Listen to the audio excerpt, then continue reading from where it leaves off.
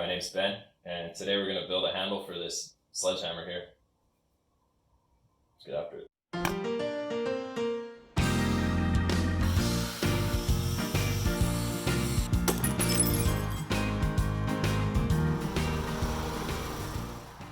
Here is everything you will need for this project: the stock for the handle, 1/4-inch plywood for the template, a piece of hardwood for the wedge, and the hammerhead. Here I am drawing out a design on the template for the shape of handle that I want. And once I'm satisfied with the design, I will cut it out with a jigsaw.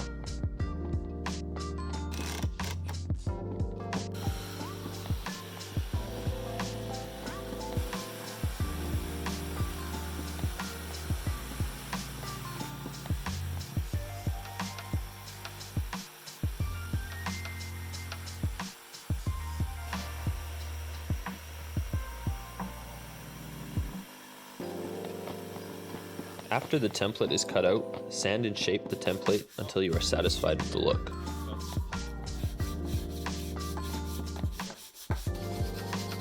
Test fit the head on the template now to save time in doing it on the final stock. Once complete, transfer the design to the piece you are going to use. And then, cut it out.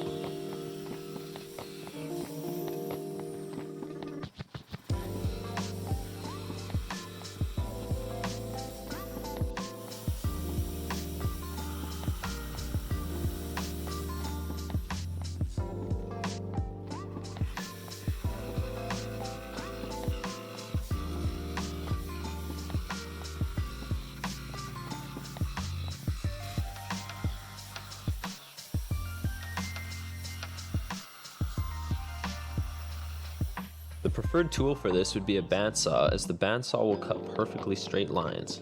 Jigsaw blades tend to wander in and out on thicker stock, and for this reason I'm leaving a gap around the edges to flush up later on the router. Once the piece is cut out, I will use some double-sided tape to secure the template to the handle.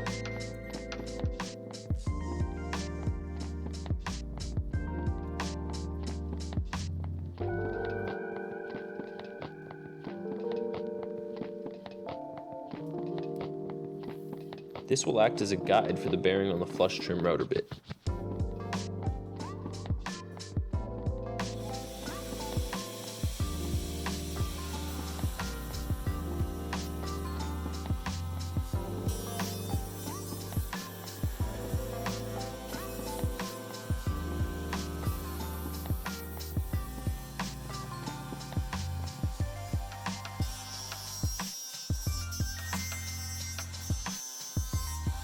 After the piece is cut to shape, I'm going to measure the opening on the hammer and determine which angle I want the handle to meet the head.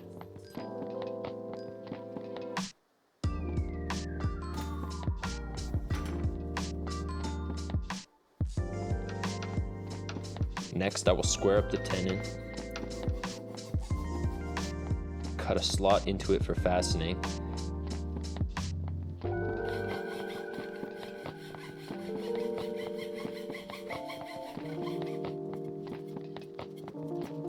and round over the piece to bring it closer to the final shape.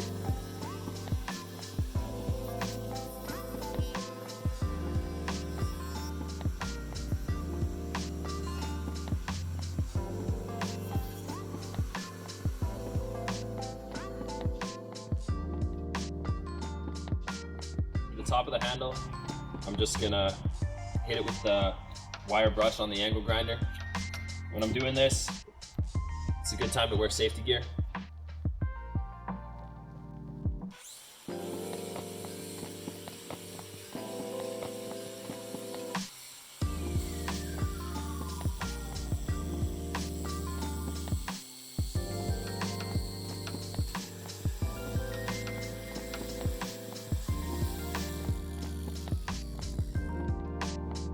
Once that's complete, I will sand the tenon until it fits snug with the head's mortise.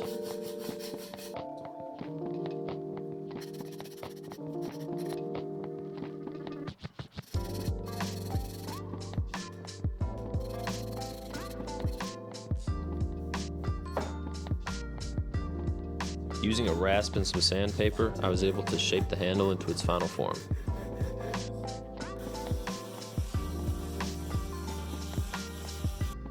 then with the belt sander, creating a wedge with the piece of hardwood from earlier.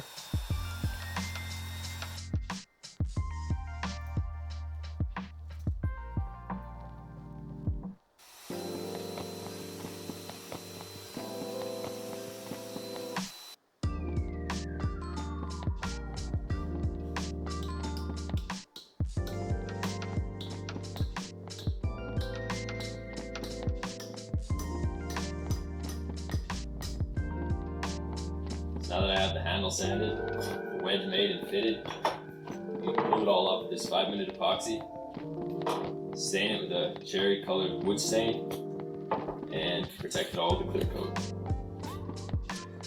I apply the epoxy quite liberally to fill in any gaps I may have had at the top of the hammer.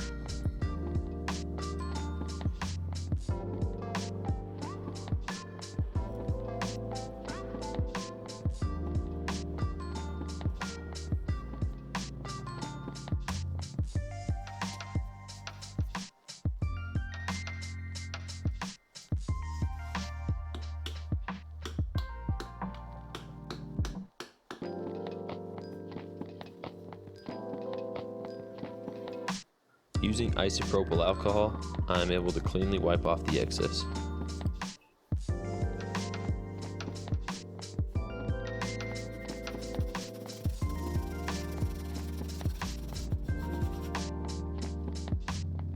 Sand and shape the top of the hammer.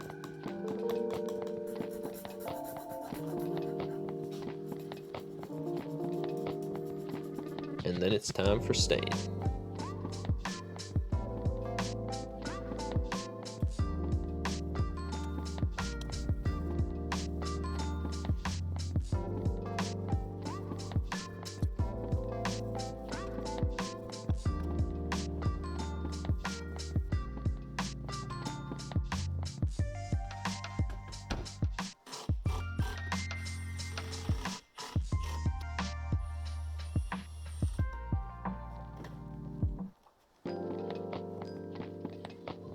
Here I am creating a hanger out of some copper wire so that I can spray the piece in one go.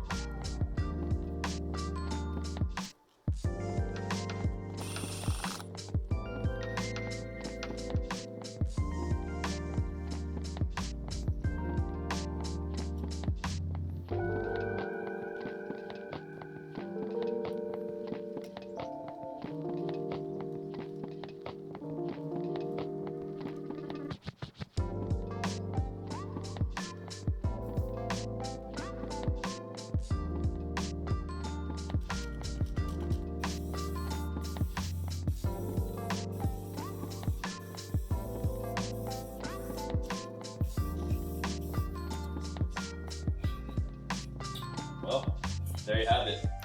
Finished product. Feels good in the hands. That clear coat we put on the top is just going to prevent it from rusting, and yeah, there it is.